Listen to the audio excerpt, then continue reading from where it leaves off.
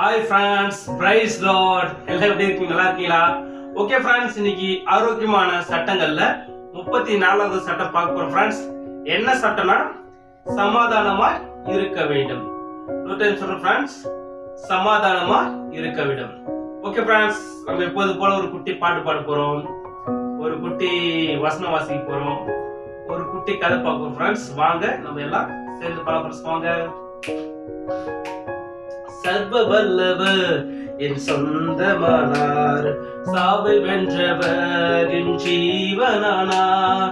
சர்வ வல்லவர் என் நிஜமானன், சாவை வென்றவர் என் மனவாளன். ஆஹா, இது அதிசயம் தானே, ஓஹோ இது உண்மை தானே. ஆஹா, இது அதிசயம் தானே, ஓஹோ இது உண்மை தானே. கண்டு கொண்டேன் ஒரு புதையல், பேச்சு கொண்டேன் ஒரு பொக்கிஷம். கண்டு கொண்டேன் ஒரு புதையல், பேச்சு கொண்டேன் ஒரு பொக்கிஷம். இயேசுதா என் ரட்சகர், இயேசுதா என் ராஜா, இயேசுதா என் ரட்சகர், இயேசுதா என் ராஜா. சர்வ வல்லவர் என் சொந்தமானார், சாவை வென்றவர் என் ஜீவனானாம். சர்வ வல்லவர் என் எஜமானன், சாவை வென்றவர் என் மனவாளன். சந்தோஷமும் சமாதானமும் என் உள்ளத்தில் பொங்குதம்மா. சந்தோஷமும் சமாதானமும் என் உள்ளத்தில் பொங்குதம்மா. பாவமெல்லாம் போக்கிவிட்டார், பயங்கள் எல்லாம் நீக்கிவிட்டார். பாவமெல்லாம் போக்கிவிட்டார், பயங்கள் எல்லாம் நீக்கிவிட்டார். சர்வ வல்லவர் என் சொந்தமானார், சாவை வென்றவர் என் ஜீவனானார். சர்வ வல்லவர் என் எஜமானன், சாவை வென்றவர் என் மனவாளன். ஓகே ஃப்ரெண்ட்ஸ், ஒரு குட்டி பாட்டு பாடிட்டோம், ஒரு குட்டி வசனம் வாசிப்போம் ஃப்ரெண்ட்ஸ். என்ன வசனம்னா மத்தேயு 5வது அதிகாரம் 9வது வசனம் ஃப்ரெண்ட்ஸ். சமாதானம் பண்ணுகிறவர்கள் பாக்கியவான்கள், அவர்கள் தேவனுடைய புத்திரர் எனப்படுவார்கள். இன்னொரு டைம் சொல்றேன் ஃப்ரெண்ட்ஸ், மத்தேயு 5வது அதிகாரம் 9வது வசனம் ஃப்ரெண்ட்ஸ். சமாதானம் பண்ணுகிறவர்கள் பாக்கியவான்கள், அவர்கள் தேவனுடைய புத்திரர் எனப்படுவார்கள். ஓகே ஃப்ரெண்ட்ஸ், ஒரு குட்டி வசனம் வாசிச்சிட்டோம், ஒரு குட்டி கதை பார்க்க போறோம் ஃப்ரெண்ட்ஸ். என்ன கதைனா நம்முடைய கர்த்தராகிய இயேசு கிறிஸ்து அவருடைய கதை பத்தி தான், அவரை பத்தி பார்க்க ஃப்ரெண்ட்ஸ். ஏசப்பா சொன்ன உபதேசம் பாத்தீங்கன்னா மத்தியில இருந்து புதிய ஏற்பாடு ஃபுல்லா வெளிப்படுத்த விசேஷம் வரலையும் ஏசப்பா சொன்ன உபதேசம் ஃப்ரெண்ட்ஸ். ஏசப்பா அவர் என்ன எதற்காக வந்தாருன்னா, மனுகுலம் முழுவதும் பாவத்தை வீழ்ந்தாங்க ஃப்ரெண்ட்ஸ். பாவத்திலாம் அதாவது ஒழுக்கமான காரியங்கள் இருந்து விலகிட்டாங்க. ஒழுக்கமான காரியங்கள் யாரால் உண்டானதுன்னா, ஒழுக்கமான காரியங்கள் எல்லாமே தேவனுடைய குணங்கள், தேவனால் உண்டானது. ஒழுக்கம் இல்லாமல் ஒழுக்கம் இல்லாத காரியங்கள் அது பிசாசால் உண்டானது, பிசாசுக்குரியது. ஓகே ஃப்ரெண்ட்ஸ், நம்ம ஒழுக்கமா வாழும்போது நம்ம தேவனுடைய பிள்ளைகளா இருக்கிறோம், நமக்கு முடிவில் நித்திய ஜீவன் உண்டு. ஆனா ஒழுக்கம் இல்லாம வாழும்போது பிசாசுடைய பிள்ளைகளா இருக்கிறோம், அதனால நித்திய நரகம் உண்டு. ஓகே ஃப்ரெண்ட்ஸ், இதுதான்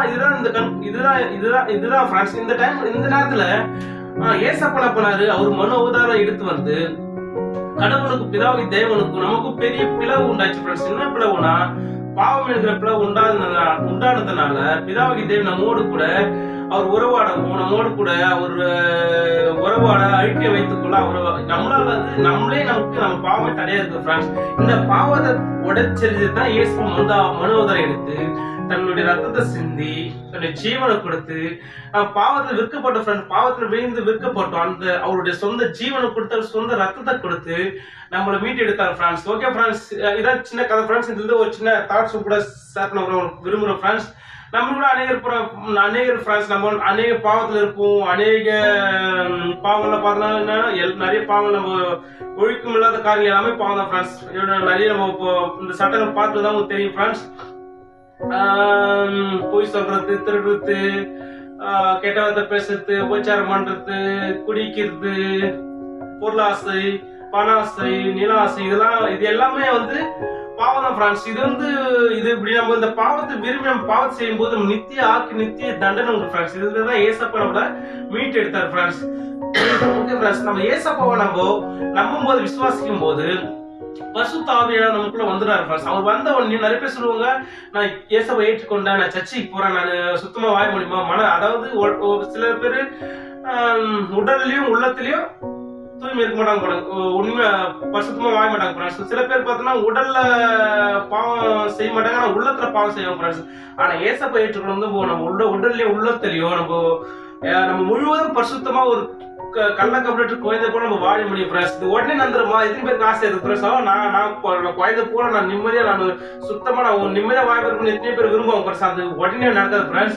நம்ம ஏசப்பா விசுவாசம் பரிசுத்த ஆவி நமக்குள்ள வந்துடுறாரு. அவர் வந்து என்ன பண்ணுவாருன்னா நம்மள வந்து புடமிடுவார் ஃப்ரெண்ட்ஸ். ஒவ்வொரு நாளும் ஒவ்வொரு பாவம் செய்யும்போது ஒரு விளைவுகள், பாவம் செய்யாம இருக்கும்போது ஒரு நன்மைகள் ஒவ்வொன்றா படிச்சு விலக்கி, அதாவது நிறைய பேர் சொல்றாங்க friends, without pain we cannot receive gain friends. நம்ம பெயின், நம்ம வலிகள் இல்லாம நம்ம எந்த நன்மை பெற்றுக்கொள்ள முடியாது ஃப்ரெண்ட்ஸ். நம்ம பாடு உபத்திரம் வழியா போகும்போது நமக்கு அநேக வேதனைகள், மன தனிமையில் விடப்படலாம், எல்லாரும் கைவிடப்படலாம், நமக்கு வியாதி வரலாம், நம்ம பண நெருக்கடி வரலாம், எவ்வளவு வலிகள் நம்ம உபத்திரப்படுகிற ஒரு பாக்கியம் அவர்கள் ஆதரவு வசதி ஃப்ரெண்ட்ஸ். நம்ம உபத்திரப்படும் போது பரிசுத்த ஆவியானவர் நம்ம கூடவே கடல் ஒருத்தர் இருக்கிறாரா, எங்கள்கிட்ட இருக்கிறாரா, உண்மையா இருக்கிறாரா அப்படின்னா கேள்வி ஒரு ஃப்ரெண்ட்ஸ். ஆனா அது ஒரு உபத்திரம் நன்மைதான் ஃப்ரெண்ட்ஸ். அவர் ஒவ்வொரு நாளும் உருவாக்கி கிட்டத்தட்ட 15 இல்ல 20 வருஷம் ஆகும் ஃப்ரெண்ட்ஸ். ஒரு நல்ல ஒரு தேறின மனுஷனா, ஒரு ஒழுக்கமா வாழ்றதுக்கு அட்லீஸ்ட் ஒரு 15-20 வருஷம் ஆகும் ஃப்ரெண்ட்ஸ். ஓகே ஃப்ரெண்ட்ஸ், அப்படி நம்ம ஒழுக்கமா வாழும்போது பாத்தீங்கன்னா, நம்ம ஒழுக்கமா வாழும்போது நம்ம பிதாவுக்கு நம்ம கூடவே இருப்பாரு, நமக்கு இந்த சமாதானம் கிடைக்கும் ஃப்ரெண்ட்ஸ். நீ தாட்ஸ் பார்த்தா ஃப்ரெண்ட்ஸ், சமாதானமா இருக்க, சாதனம் கிடைச்சதா ஃப்ரெண்ட்ஸ். அந்த சமாதானம் வந்து பிதாவுக்கு தேவன் தான் நமக்கு தருவார். எப்படி தருவார்னா, அது அனுபவ ரீதியா பரிசுத்த ஆவி ஒவ்வொரு நாளும் பாடம் சொல்லி கொடுத்து ஒரு 20 வருஷம் 15 வருஷம் கழிச்சு தான் அந்த சமாதானம் நமக்கு வரும் ஃப்ரெண்ட்ஸ். அந்த 20 வருஷம் 15 வருஷம் கழிச்சு சமாதானம் வந்தோடனே நம்ம எவ்வளவு பெரிய பிரச்சனை, பாடுகள், உபத்திரங்கள், கண்ணீர், கவலை எது வந்தாலும் நம்ம வந்து அசைவாசிக்கிற ஃப்ரெண்ட்ஸ். நம்ம விசுவாசிக்கிற 16 சொன்ன வார்த்தை நம்ம சந்தோஷமா சமாதானம் எப்பவுமே இருக்கணும். பண கஷ்டம் வந்தாலும் சரி, பண நஷ்டம் வந்தாலும் சரி, ஒருவர் பிரிஞ்சாலும் சரி, நண்பர்கள் பிரிஞ்சாலும் சரி, அப்பா அம்மா கை கொடுத்தாலும் கை கொடுக்காம விட்டாலும், எந்த சுச்சுவேஷன் நம்ம பவுல் போல மன சமாதானம் சந்தோஷமா இருக்க முடியும் ஃப்ரெண்ட்ஸ். இதான் ஃப்ரெண்ட்ஸ் கன்க்ளூஷன். ஓகே ஃப்ரெண்ட்ஸ், இதை தான் வந்து ஏசப்பா பண்ணாரு. பாவத்திலிருந்து நம்மையும் பிதாவிடத்திலிருந்து நம்ம பாவத்துல பிரியப்பட்டிருக்கோம். 2 பேரும் சமாதானம் பண்ணி, அவர் ஜீவனை கொண்டு சமாதானம் பண்ணி, சமாதானமா நம்மள பிதாவாகி தேவனோடு நம்ம உறவாட அவரு வழி வகுத்துட்டார் ஃப்ரெண்ட்ஸ். நம்ம என்ன பண்ணணும், நம்ம செய்ய வேண்டிய ஒரே கடமை ஏசப்பா ஏற்றுக்கொண்டு ஏற்றுக்கொள்ளாம விசுவாசிக்கும் போது பரிசுத்த ஆவி நமக்குள்ள வந்துடுவார் ஃப்ரெண்ட்ஸ். நம்ம சர்ச்சை தொடர்ந்து போக சில பேர் நினைப்பாங்க, நான் 5 வருஷமா சர்ச்சைக்கு வரேன், நான் 10 வருஷமா சர்ச்சைக்கு வரேன், யாரும் ஒழுக்கமா வாழ முடியல. அதான் சும்மா நிறைய பேர் சொல்லுவாங்க, வாழ முடியாது, ஒழுக்கமா வாழ முடியாது, சும்மா அதெல்லாம் டூபு, எல்லா மதத்திலயும் எல்லா மாதமும் சும்மா தான் சொல்லுது. ஆனா வாயில பேசிடலாம், நம்ம கதையில சொல்லிடலாம், படம் எடுக்கலாம், சினிமா எடுக்கலாம், சீரியல் எடுக்கலாம், எப்படி ஒழுக்கமா காரில் எடுக்கலாம். ஆனா உண்மையான வார்த்தை வாயவே முடியாதுன்னு 99% சொல்றாங்க ஃப்ரெண்ட்ஸ். இல்ல ஃப்ரெண்ட்ஸ், நம்மளால உண்மையா ஒழுக்கமா 100க்கு 100 நம்மளால உண்மையா வாழ முடியும் ஃப்ரெண்ட்ஸ். அதுக்கு சாட்சி அதுக்கு அநேக பர்சனல் இருக்கிறாங்க ஃப்ரெண்ட்ஸ். நம்ம கண்டிப்பா நம்ம பொறுமையா இருக்கும்போது நம்ம 5 வருஷமோ 10 வருஷமோ தொடர்ந்து போயிருந்தா கூட அந்த உபத்திர பாடங்களை சகிச்சு ஃப்ரெண்ட்ஸ் ஒரு நாள் வரும்போது நம்ம சமாதானத்தை நம்ம பெற்றுக்கொள்ளும் ஃப்ரெண்ட்ஸ். பிதாவுக்கு இதை நம்ம கொடுக்க ஆயத்தமா இருக்க ஃப்ரெண்ட்ஸ். நம்ம இன்னைக்கு நம்ம செய்ய வேண்டிய என்னன்னா, நிறைய பேர் வாழை பிள்ளைங்க சொல்லுவாங்க, நான் சர்ச்சைக்கு போறேன், 10 வருஷம் போறேன், சின்ன வயசுல சர்ச்சில் தான் இருக்கேன், சின்ன வயசுல 10-20 வருஷம் போறேன், என்னால வந்து பரிசுத்தமா வாழ முடியும் நினைக்கிறாங்க ஃப்ரெண்ட்ஸ். ஆனா உண்மையா வாழ முடியும் ஃப்ரெண்ட்ஸ், கண்டிப்பா வாழ முடியும்.